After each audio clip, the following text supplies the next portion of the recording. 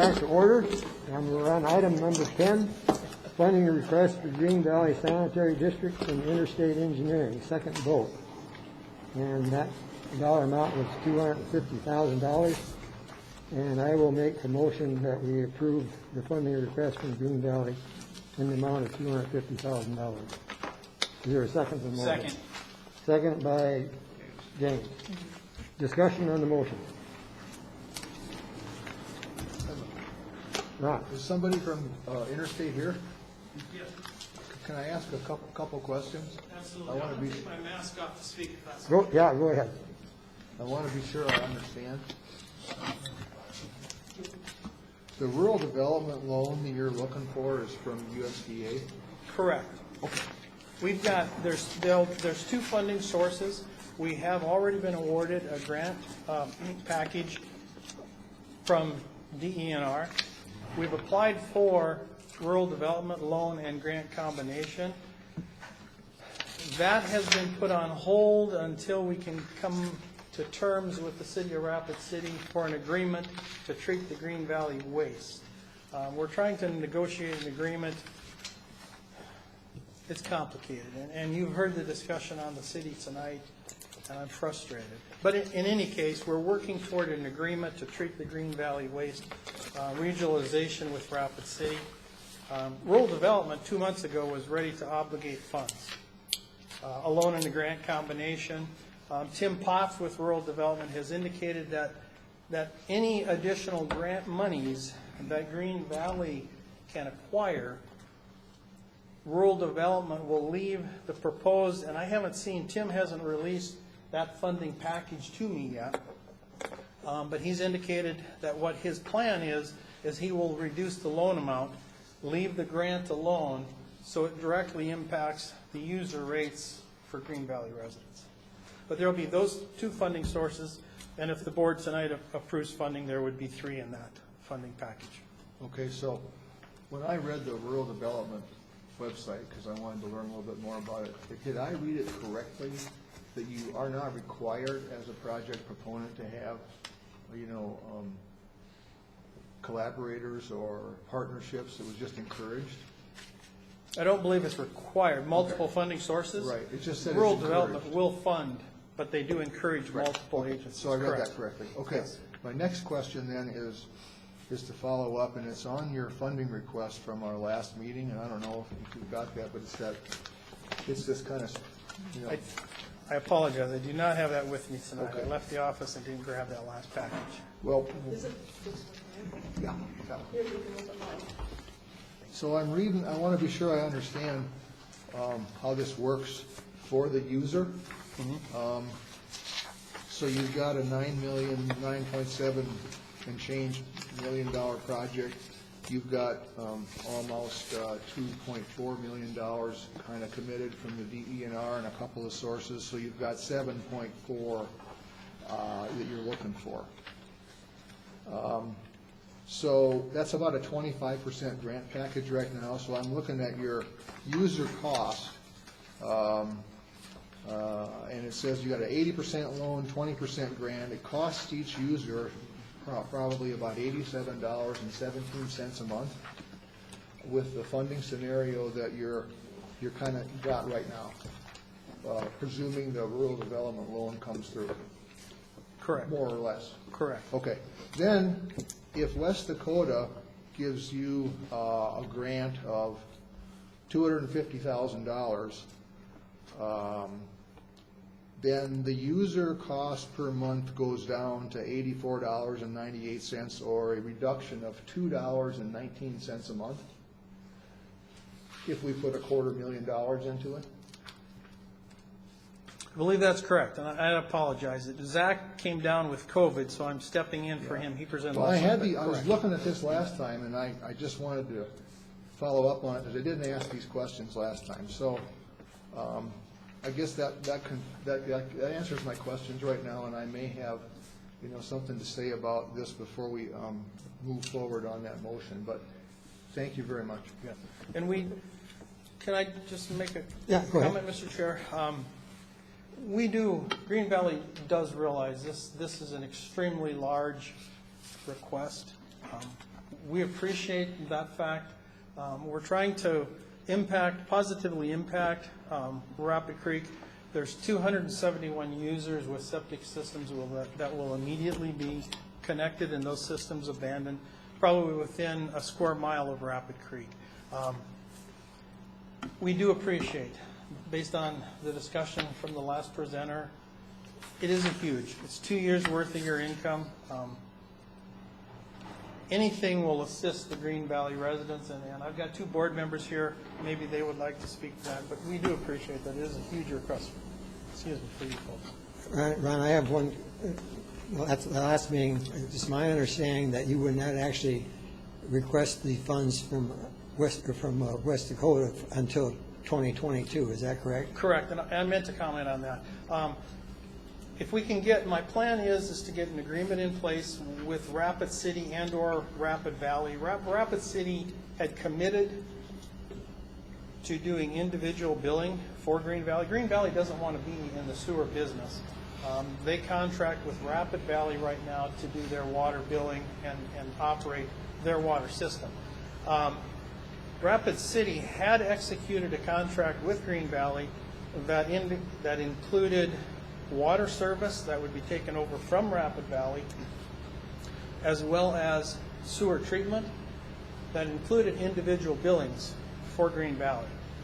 They since have reneged on that contract, pulled out of the water, said they don't have water to service Green Valley, so we have lost that option, that element of the contract, and they also revised the contract to indicate they don't want to do individual billing.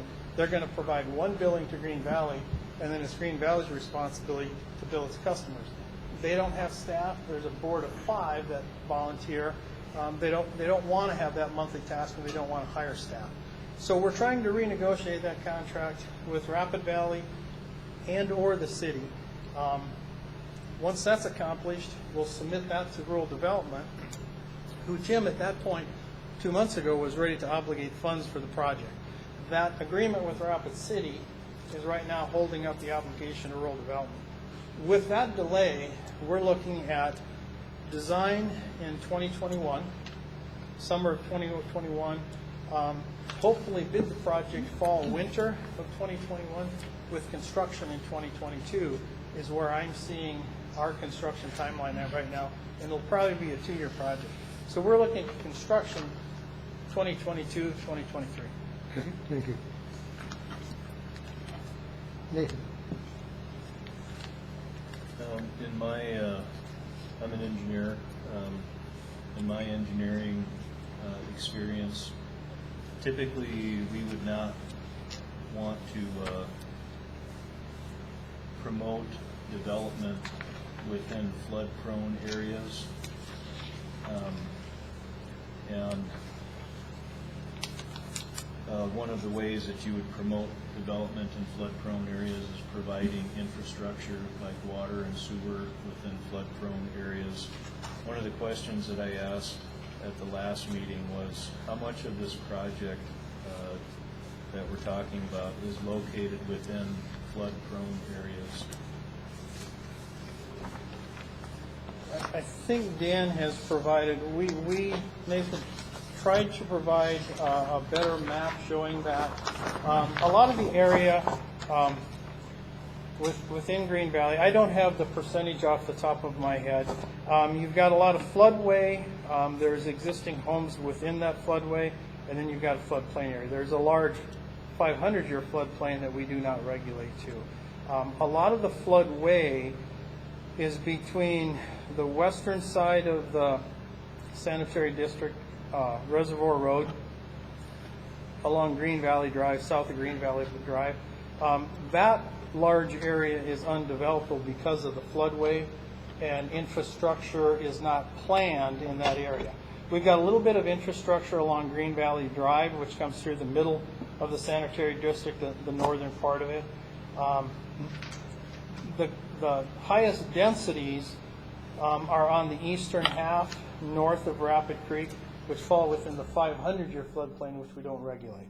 If you look at the other, so there's a percentage in the southeast corner that has residential homes in it today that is in the floodway, that we are proposing infrastructure there to service those homes. But I would say the majority of it is out of the floodway, other than that area, the southeast corner of that sanitary district.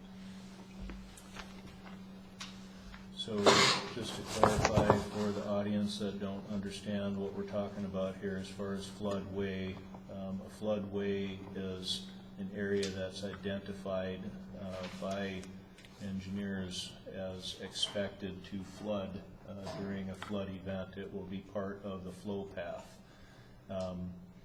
And then beyond that, we're looking at 10-year, 100-year, 500-year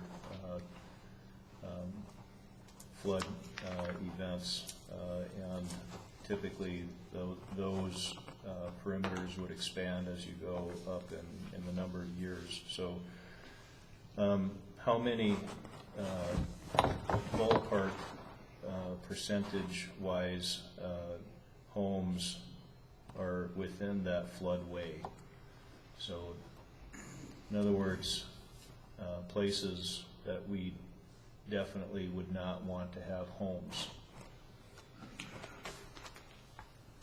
Looks like about 10%. I'm going to say probably 10%. The biggest concentration is Green Willow Drive, over on the right-hand lower corner of that floodplain map, and there's probably a dozen to 24 homes in that area.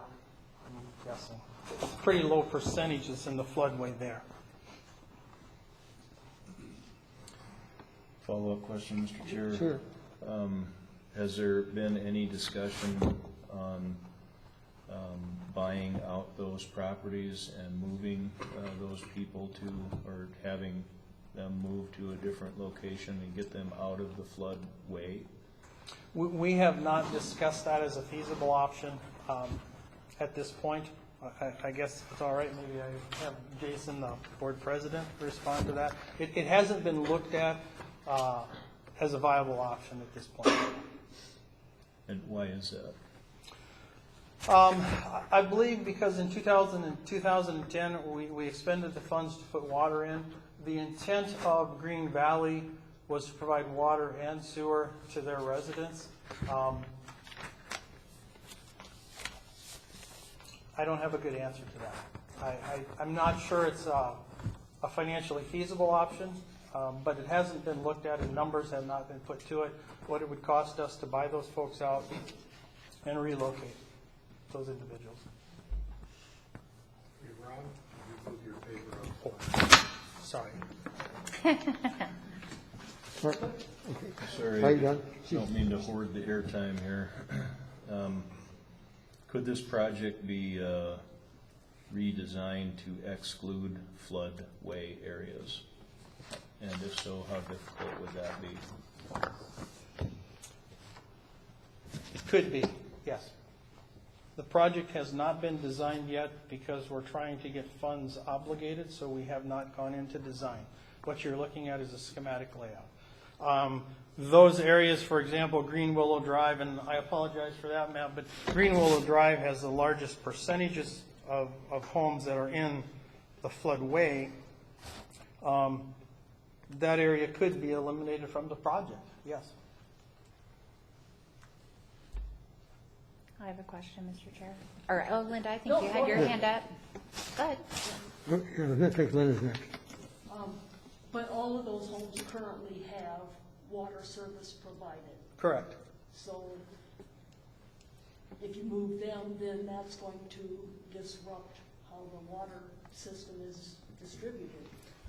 The water system would remain How the in. water is distributed if you take that chunk out. The water mains would remain in place, the service lines would be abandoned under that scenario, and there would be no use along that street. We have fire hydrants there for fire flows. I don't know that you would lose the usage of water, but the mains would have to stay in place there, because they're already in. Randy, did you have a question too? Yeah, I just have, I think, an observation more than anything. Well, maybe it is a question. Are you aware if any of those folks have flood insurance? I'm sure some I'm do. guessing I that mean, they if they have a probably federally have backed to. loan, they have to. We have a range of incomes out there from very low incomes to much higher incomes. It's a very broad range. I don't have the numbers Sure, to no, that's indicate okay. that. I would venture to guess what I know about the area, because I've worked with Green Valley for a number of years. I was involved in the water project. Some of those homes have been paid off and have no insurance, and probably, excuse me, others do. Sure, thank you. James? Just so everybody's aware, that floodway was not always that wide. It was redone by FEMA not too long ago. So when those homes were developed, it was not declared floodway or floodplain at the time. That was expanded on with further studies later on. The other thing is, to buy out those homes, you're looking at $6 to $10 million. That's not like, oh, by the way, we'll fund that. Any other comments? No? I'm going to do a similar thing that I suggested we do with the prior funding request, because it was such a large amount, basically 2 years of our available project funds. And because of the scale of the project, a $9 million project, $7 million still outstanding, we really can't do much with $250,000 to help a user, $2.19 a month. But I think it's in our interest on a good faith effort to try and help in some way. So I'm going to propose that we reduce our contribution to half of your request to $125,000. Is that a motion? Yes. Substitute motion. Didn't make that for you. Is there a second to it? Second. Seconded by Dan Driscoll. Now, discussion on the substitute motion. James, I think you were first. I'm just wondering what's worthy of the money. What part? You guys want to get the septic tanks off of Rapid Creek, or don't you? We're talking about over 200 septic tanks along Rapid Creek that this project's gonna move. I don't disagree. But you want to give $25,000 to the School of Mines to plant grass, but you won't protect the water in Rapid Creek. Fully funded. We're going to fully fund grass seed on a hill. But let's not worry about Rapid Creek. Let's give them half. Mr. Chair. The rationale for my substitute motion on this particular project is that, and Mr.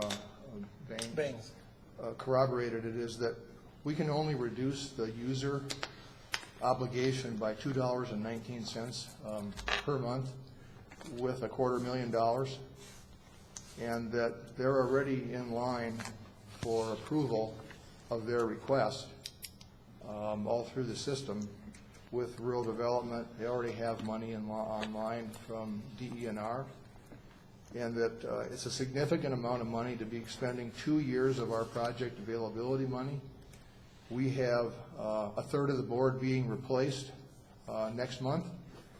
Those 3 new board members may have interests of their own that they want to bring forward. I think it's just a large amount of money for very little actual benefit to the user, and they already have pretty much their funding in place. So our contribution is essentially a good faith effort to show that we think it's an important project, but it has no financial substance in terms of impact to the user or the project. Mr. Chair, I'd like to reply. I want to know the financial substance planting grass on School of Mines property was. I want to know what user benefited from that. What financial substance? Because we're talking about $2 a month for the next 20 years. And you do the math on that, and that adds up a lot. $24 per person, 20 years. That's how long that loan can last, unless it's a 30-year. It's a 40-year. It'll be a a 40-year $1,000 loan. So it's gonna save $1,000 to every user. $1,000. And they've already got screwed over by the city of Rapid that you guys wanna hold up on a platform by pulling out of the water contract portion. So they're only gonna get half as much benefit for the full price tag. They were supposed to get water and sewer. Now they're only getting sewer and they still gotta pay the full bill. Nathan? I just wanted to comment that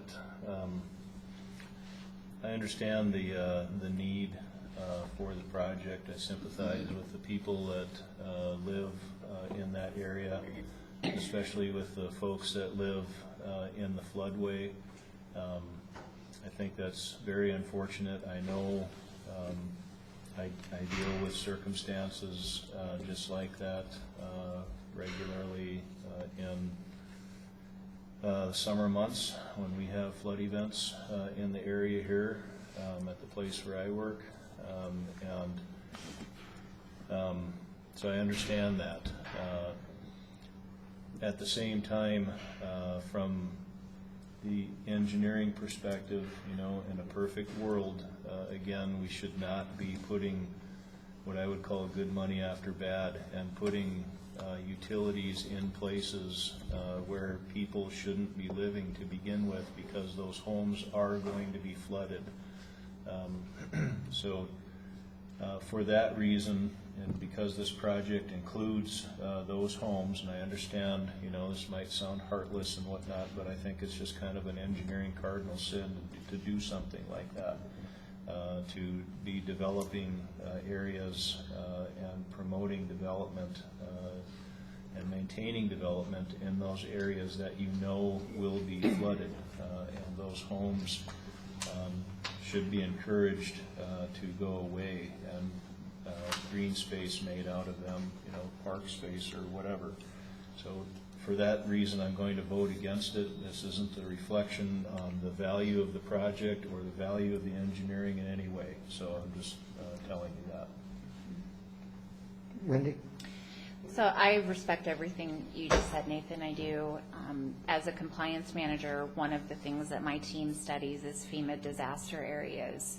And we see properties and areas move in and out of FEMA, classification at various times. It was a flood zone, and it's not a flood zone. It's just different. And in this case, I recognize the situation. I don't know anything about that, but I recognize where houses were built there, and then all of a sudden FEMA comes along and says, you're in a flood zone, and it's so much easier said than done to pick up your home and everything to move it away from there.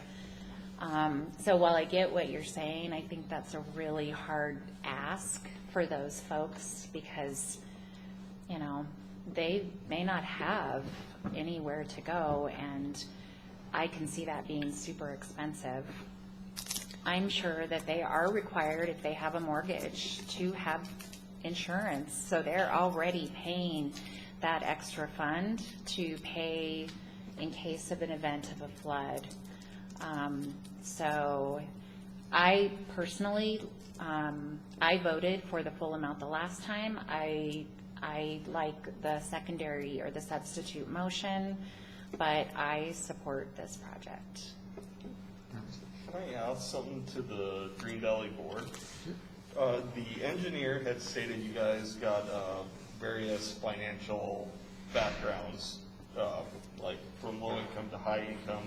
What percentage, and I'm not saying you guys might know this, but would fall kind of in that low income, like assistance category if you had to ballpark something, just out of curiosity? Yeah, and don't hold me to any of the numbers by far. You know, we looked at one of the financial packages was looking at the low income study.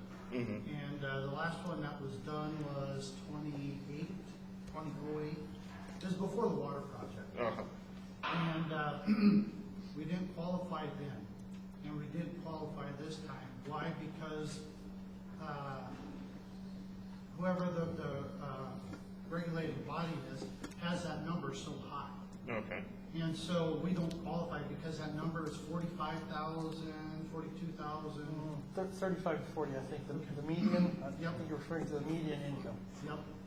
And so we are just above that by $1,000. And that's the kicker. We didn't qualify for it even though so many people fit that bill. Because we also have some people that are in 6 figures. So that's the hardship of that is we have so many that are, a lot of people are there for the retirement, they bought that land in the early 80s when that was being developed, and that's their retirement, and that's all that they know. And so we have so many people on fixed incomes and low incomes. Thank you.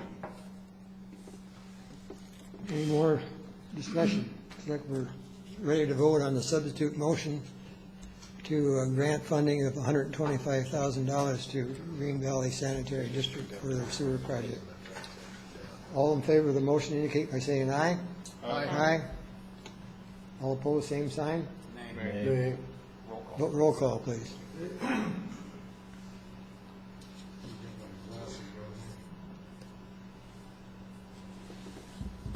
Roll call on the substitute motion to grant funding of $125,000.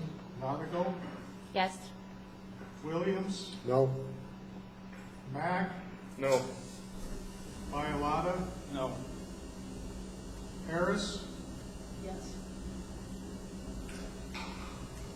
Hoth, Yes. Bjerke, Yes. Driscoll, Yes. Jovic. Nay. Motion carries 5 to 4. All right.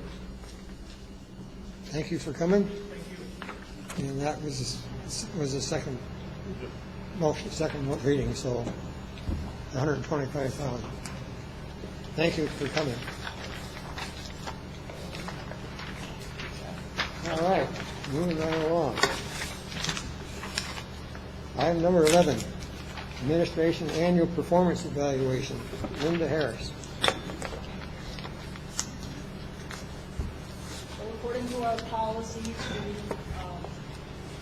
we do an evaluation of our administrator, Dan, every year, and Dan Bjerke appointed me as the committee to get that done again, and I did this last year. 8 of the 9 directors submitted an evaluation. I tabulated those, summarized the comments that were made. And Dan and I sat down Monday and we went over that. And then I will keep that evaluation. I've got it at my house, but it will, it's not, I guess, available for public record. It's just within house. And because it's a personnel issue, I don't think that we need to discuss it, but I can say that the evaluation was very favorable for Dan's work on our behalf. Very good, and I appreciate you doing that evaluation for the board. Congratulations, Dan. Thank you. It's been a pleasure. Nathan, is it on the subject? Yeah, I just wanted to comment about that. Hopefully this won't be the kiss of death for Dan, because I'm commenting favorably about him. But when I first started on the board here, we had an administrator that was obviously biased. And it was, and they were obviously biased against me for one, I know for sure. I mean, to the point where I would get, whenever I would say something, I would be watching them and they'd be rolling their eyes. They were confrontational with me. And I understand, that they may not agree with the things that I'm saying or whatever, and that's fine. But there was no level of professionalism at all. They were overt signs of bias, and in my opinion, that was not only unprofessional but highly inappropriate. And so I think sometimes we look at things through the prism of our own experiences, and so that's part of the prism of mine. And so when I see Dan Mullally sitting in as our administrator, and I never see that from Dan Mullally. I never see any signs of bias one way or the other. He's just professional right down the line. And that's exactly what we should have, you should have going forward for an administrator. Somebody that is going to be playing fair with both sides and is very professional. They're not rolling their eyes. They're not, altering the minutes to imply certain biases against certain directors and so forth, which is what we had before. So I really commend Dan for his level of professionalism and competence. He does a great job for the board. I know Dan's wife, and I know where she stands politically, but I have no idea where Dan stands politically because he's just that way. He's just professional right down the line, and I really appreciate that, and I applaud Dan for that, and I thank him for that. So he's done a great job. Thank you. Bob? I'd like to second that, everything that Director Jovic has said about Dan. As treasurer, I think our new treasurer will find that he does an excellent job of preparing, getting the meeting ready as far as all the speakers, all of the tables. Even though he has additional help, he runs this in a professional way. He answers all the questions that I've ever asked of him, and I'd encourage Ron to take advantage of Dan's efforts when he's out down there too. He's really kind and courteous with the people that are around him. He's always set up several different meeting places. He helped find those as we had a Western Electric, then we went, moved around to the mines, and eventually found our way here. Let's see, what else do I want to say? Everything that he's done is in a timely, professional manner, and I really do appreciate it, Dan. Thank you. Thanks. Any comments, Dan? Thank you. You want a tissue, Dan? I'm modest, that's another trait. Yes. I forgot to ask, can I take my nameplate? I would think so. We won't vote on it. You didn't If give a paper it one, did you? disappears, No, it disappears. Oh, that's right. Oh, okay. All right, thanks, everybody. Chair's comments. I want to thank the outgoing board members. This is their last evening here. Bob, Nathan, and James. We've had some very different conversations, I should say. I'm trying to think of the right word. Lively.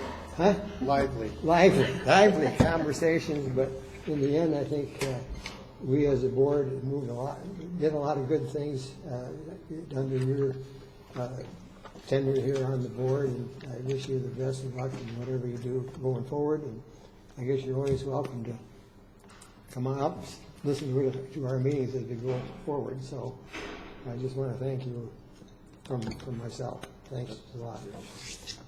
Anybody else? All right, we'll go to the items from directors. Are there any items?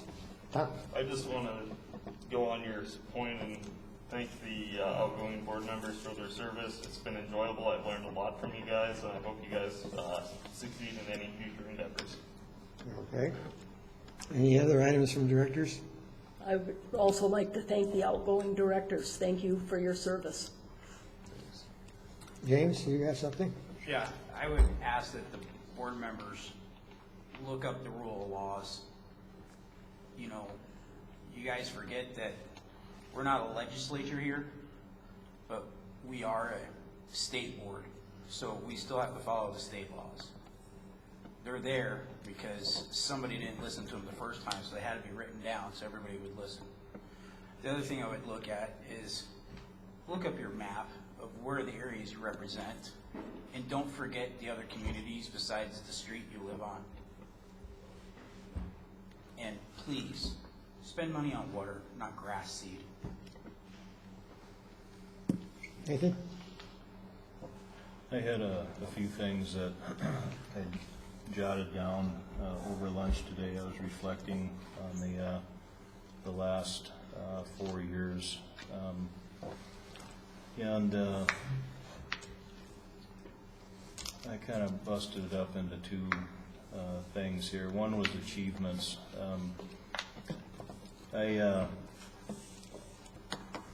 I'm very pleased with, I think, what we have in an increased profile of the West Dakota Water Development District.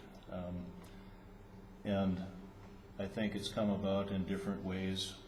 I know we made some headlines in our day when Mike Mueller was our chair. You know, we've shaken things up. I know that a lot of those things weren't agreed to by several members of this board and some members of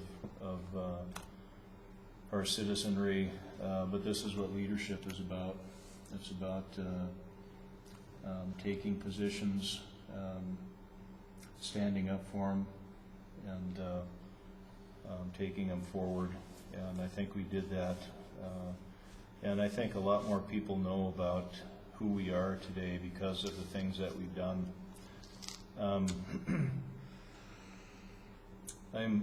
From my perspective, again, I know that a lot of people haven't agreed with me on a lot of things that I've represented since I've been on the board, but I've tried to be consistent in that I've tried to provide voice and votes on behalf of the common taxpayer. And I think the common taxpayer probably would not have written checks for many or most of the projects that this board has funded, at least not by choice. So, and I think that's where the rub lies, probably with the way people look at how I stand up for these things. But I would try to, I would encourage the board going forward to keep that into perspective, is that these dollars that we spend on these projects are from hardworking citizens of our community, and many of you have probably heard me ask that question of a lot of these people that have come before the board, as far as, you know, how would you address a taxpayer asking about why we should fund this project. So I think it's an important perspective. I'm also I'm proud of our achievement in taking leadership on this Missouri River Pipeline project. And I know some of you on the board have reservations about that. I'm hoping that they can be overcome over time, because like I said, I think this is exactly what this board was set up for. Several years back, again, when Mike Mueller was chair, this issue came before the board as far as renewing that future use permit.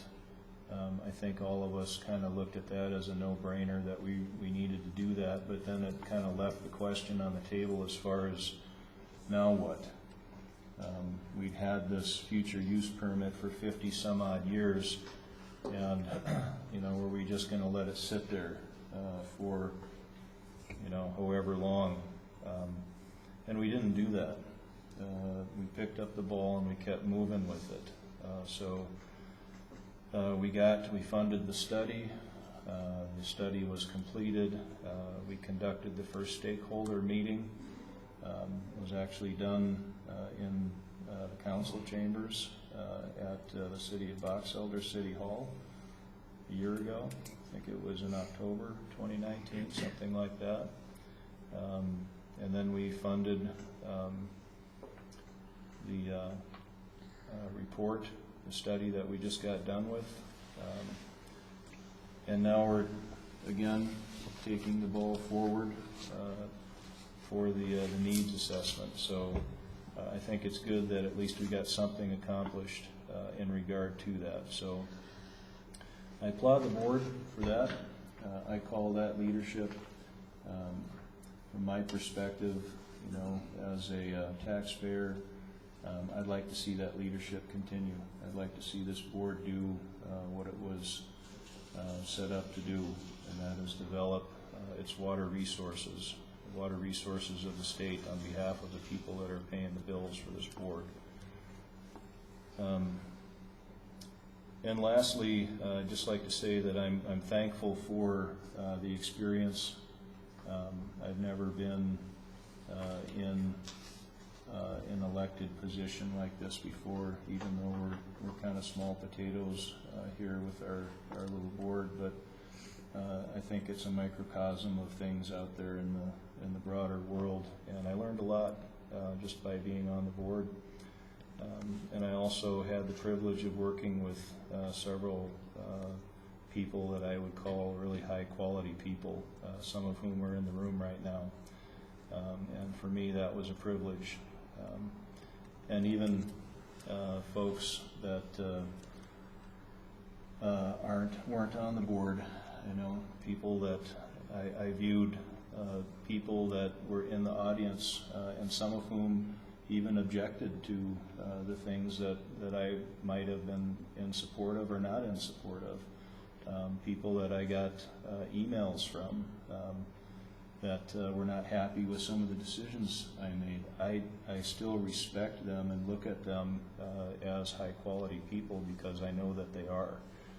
And I know that they were voicing their opinions because they cared, and I think that's one of the qualities of a high quality person. So, so at any rate, very happy about the achievements and very thankful for the experience and the people that I've worked with and met. So thank you.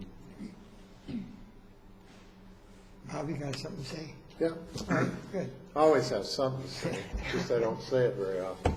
I'd like to make sure that I thank Director Bialotta, Jovic, who came in with me, and yourself for all the assistance. I'm a volunteer type person, as Director Driscoll knows, who kind of got me onto this water board idea. And I'm sure that, you know, there are things that I voted for that irked people, but there were reasons for those votes. And I'm really pleased that this is a unique place to learn what being in a position of some sort of authority, even if it's only $1.20 a year that you pay for your water. But the next project is going to be a huge one. And incrementally, like Director Koth has, you know, positioned it, I want to remind you that the needs assessment needs to be done before we can get to the DE&R grants possibly, or the federal grants, or the things that are coming down the road. And it will require, hopefully, a new body, a new, what was it, C5C? 501c4. And I just wanted to thank you for putting up with my providing checks every year, or every deal, and the fact that I actually served on it in this capacity for what would have been 5 years, and so has each of us have.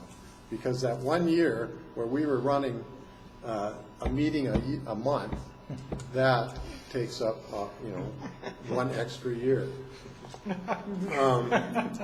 So I look forward to hearing about you, and hopefully we'll be able to get some more coverage by our media and so forth too. So thanks again for Thank you, Bob. being a great group of people. Thank you. Thank you. Any items from you, Dan? I had a few things here. Last time I mentioned that it's called a loss assessment for the insurance, and they had a couple of recommendations. And Director Bialotta correctly pointed out that these really only apply to employees, which we don't have technically. So I called them up, and they said that they would recommend I just answer these two items here with, at this time we have no employees. If the situation changes, we will consider implementing these recommendations. And if you remember, the recommendations were to have a policy to prevent employees from discussing liability issues if there was an accident or something. And the second one was requiring proof of insurance. So those were the two. And if we did, and that might be enough right there to give us what they called, there's a word they used, some kind of credit on the next bill. If we didn't do anything, the status quo will just apply anyway. So it's, if nobody objects, that's what I'm going to do on this one, is just answer these items that way. And as you know, I've mentioned before, I've been talking to Jesse Wilkins, who has COVID now, I think, but about WQM sampling, and they have, because we've been interested in E. coli in Rapid Creek, so I asked him if they would consider adding E. coli to their 2 sampling points that do E. coli but don't do it during the winter time. And he said that's not his decision, that would probably be unlikely. But I was trying to find a way where we wouldn't have to do anything but still get more data. So that's probably off the table. So the only thing would be if we actually started doing our own sampling, probably. So then finally, I want to thank the outgoing directors, Director Bialotta, Jovic, and Williams.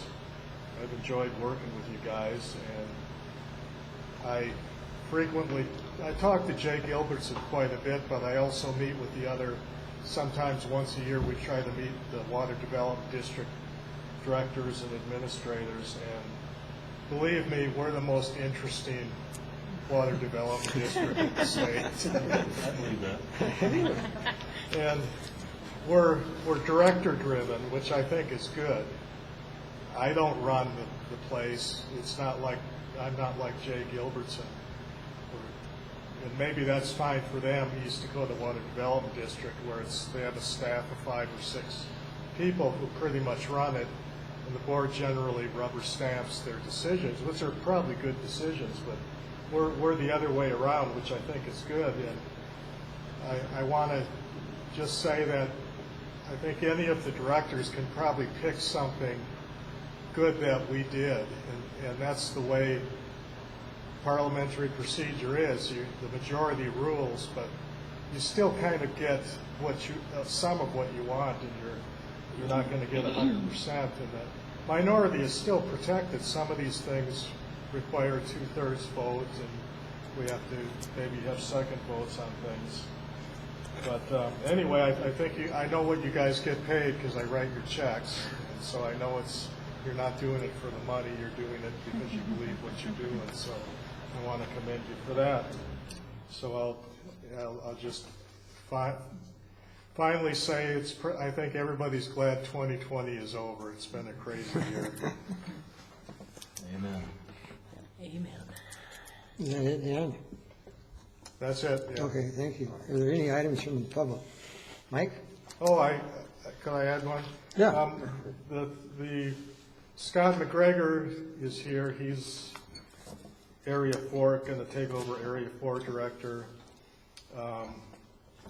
Cheryl Rowe is taking Area 6 Director Williams' place, and then Dennis Fleming is taking Director Bialata's place. And I've sent out letters to them. The only contact information I have is off the Secretary of State website, which has their address. But Mr. McGregor is the only one I've heard from. So if anybody knows how to get a hold of them or knows them, they can steer them to me, and I can fill them in on what's going to happen in January.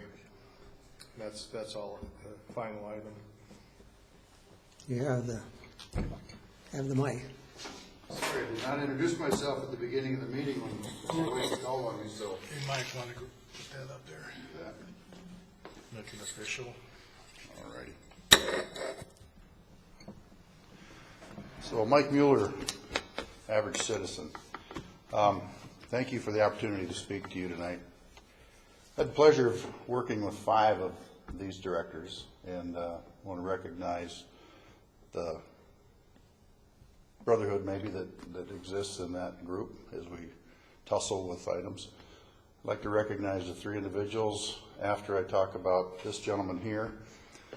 Dan will accept your gratitude in the tip jar next time you see him play, since he's unable to take anything but compliments tonight. Dan, I'm glad we had a hand in getting you on board here, and glad you are still doing that. So, James Bialata, Nathan Jovic, and Bob Williams, fellow patriots and freedom fighters.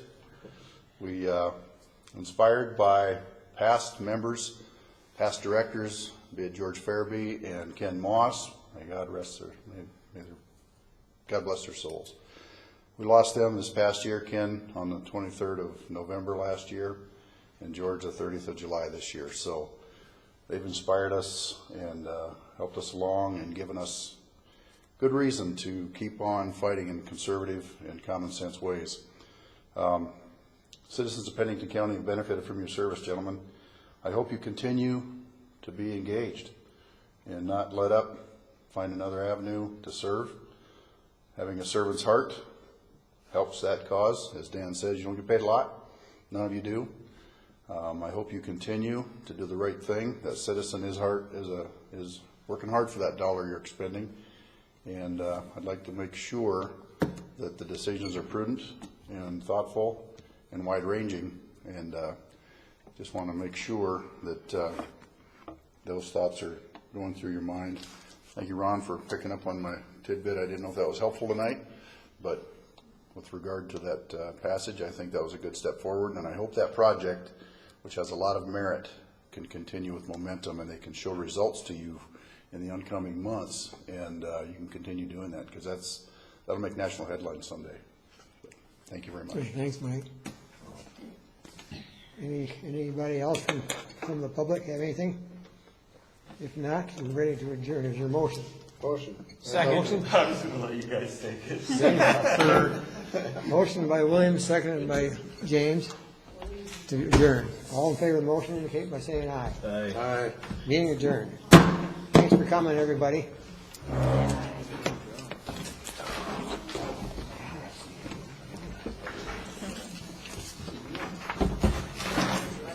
Speaking of how little our checks are, they're there.